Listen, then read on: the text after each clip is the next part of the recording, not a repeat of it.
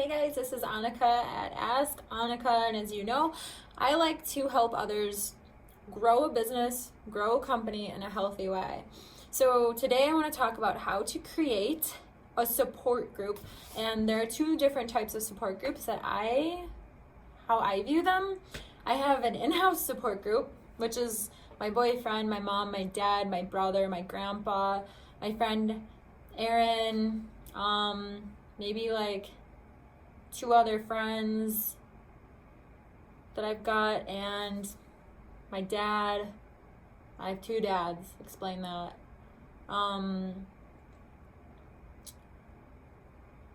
Yeah, that's really it. Like family, close family, like people I talk to every day.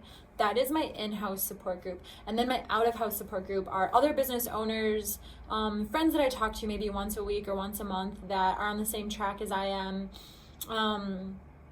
Family members that I talk to maybe once a week or once a month that are on the same track as I am. And those are my out-of-house support group.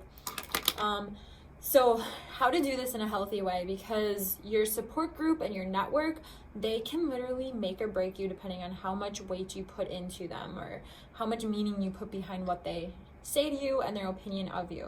So when you are first starting up your startup company, and I've shared this before in other videos, if you're sharing it with people who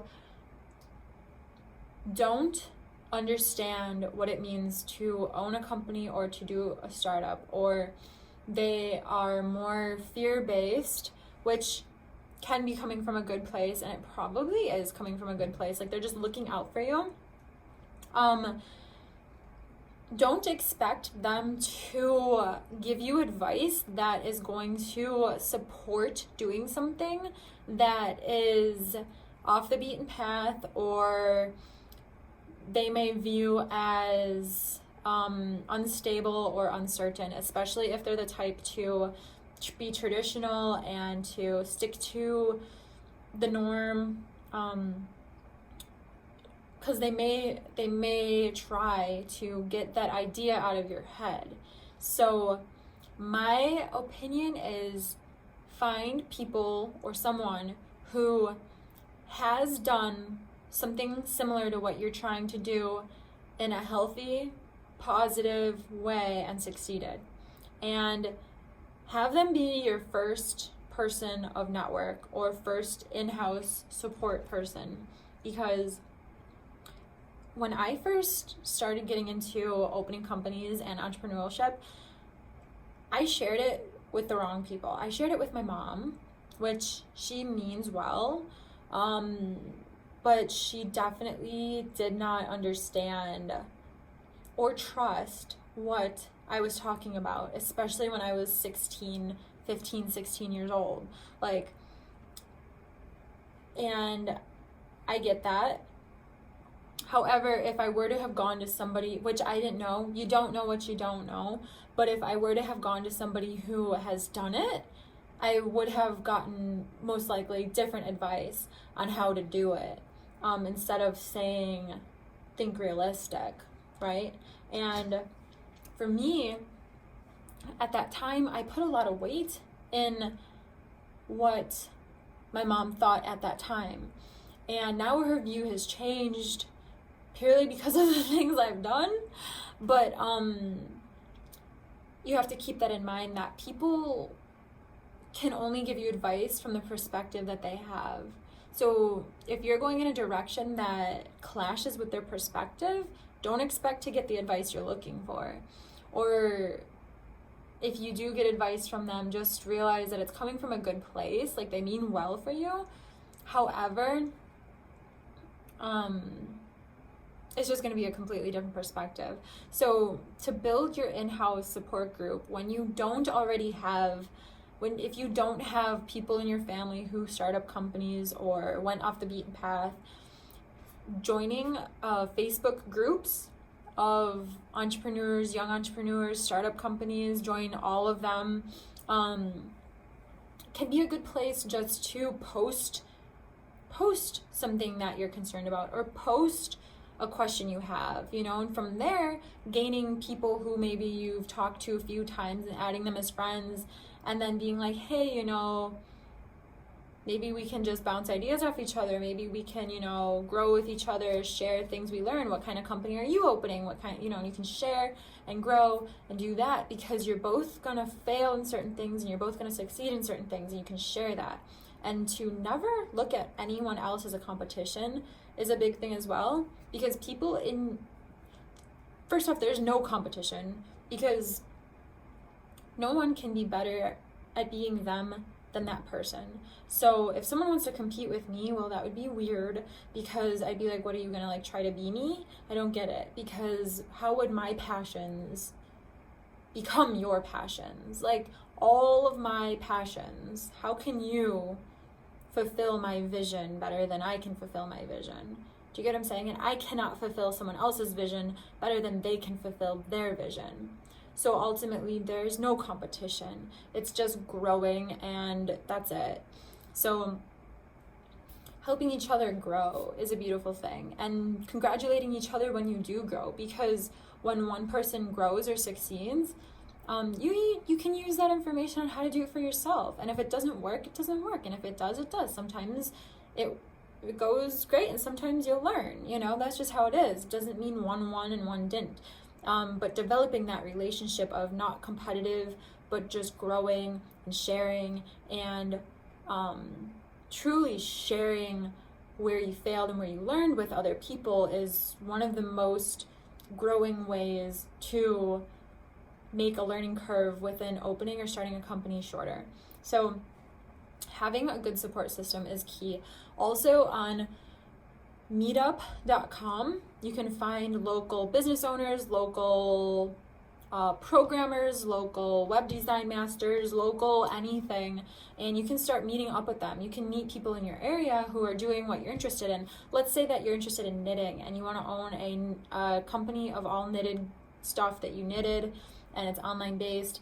There are literally knitting groups locally, and you can link up with other people who knit. Then you can learn like how other people knit, what are things they're doing, what is working, what type of materials. And eventually, if you get to the point where you need to hire people to knit, to, you know, then you have that network there. You can grow in other ways that you maybe didn't even think of.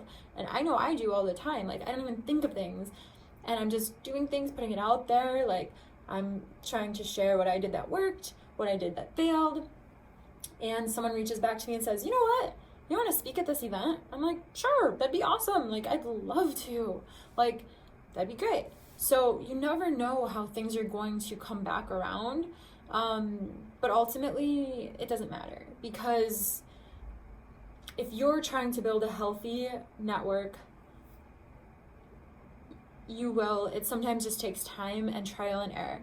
So Facebook groups, meetup groups, also local colleges sometimes can be a good place to like go to for people who want to do interning, or let's say you're at a point where you your company's getting off the ground and you're looking for help because you want to learn and you can share what you've learned, and you're just not sure where to go. You can go to Craigslist. Again, like I said, colleges are a good place to go to meet other people who are learning in the field that you're learning in, if it's something along the lines of gaining a skill through college.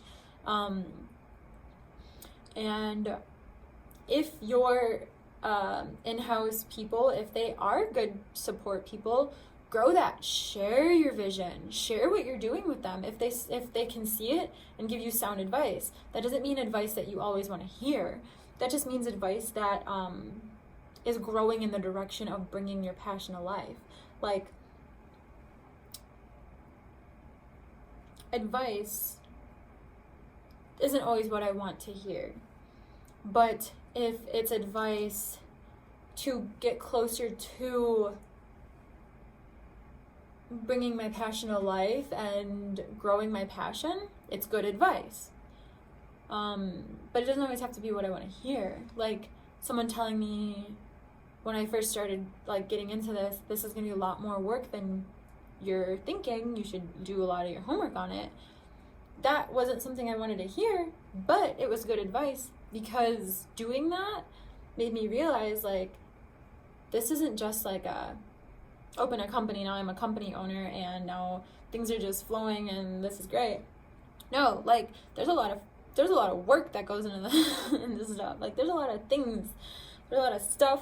You're like, being a business owner is like, sure, I have an accountant, sure, I have an assistant, sure, but like, ultimately, I'm the only one that keeps me on track, and I keep everything on track. So I am like my own everything. You get what I'm saying? Whereas if you work for someone, you do what you do, and that's all you have to care about. You don't have to care about if the other people are doing what they do and how it all fits together and how I tie into everything and how it's all going to go into a direction of for a desired outcome. Like, you don't have to do that if you're working for someone, but if you own the company, that is on your mind, like, all of the time.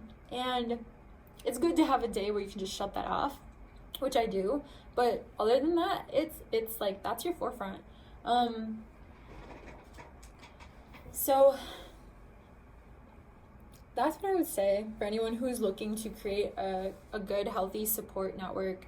Having the in-house people who you talk to every day. Even if you go to a meetup group or a Facebook group or a local company and meet another person who you feel like you can connect with, and you go there like nearly every day and you just work on your stuff there at that cafe where that business owner is or wherever, just to connect with someone else who you can talk to about the struggles or about the triumphs or about the learning curve or about whatever you need to talk about, it's a great thing. And you do that for 6 months and boom, you got a friend that's in your in-house network now, that's in your area that you can talk to pretty much every day.